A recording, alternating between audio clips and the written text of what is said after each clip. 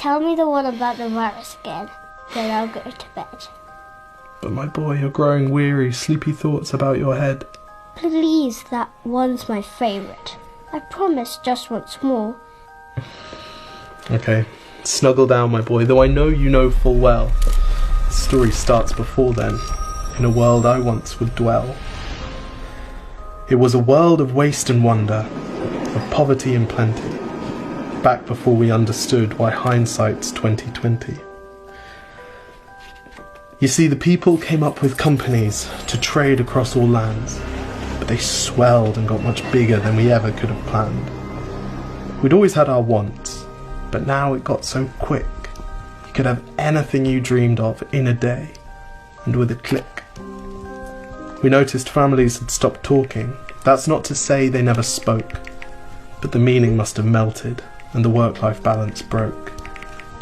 And the children's eyes grew squarer, and every toddler had a phone. They filtered out the imperfections, but amidst the noise, they felt alone.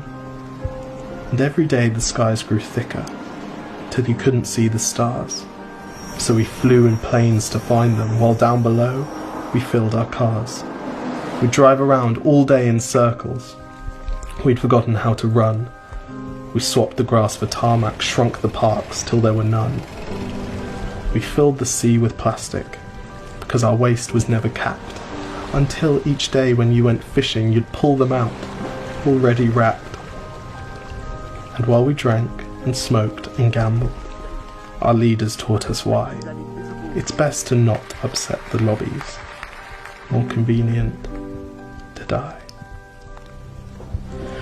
But then in 2020, a new virus came our way. The governments reacted and told us all to hide away.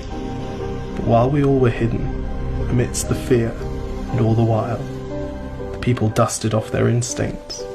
They remembered how to smile. They started clapping to say thank you, and calling up their mums.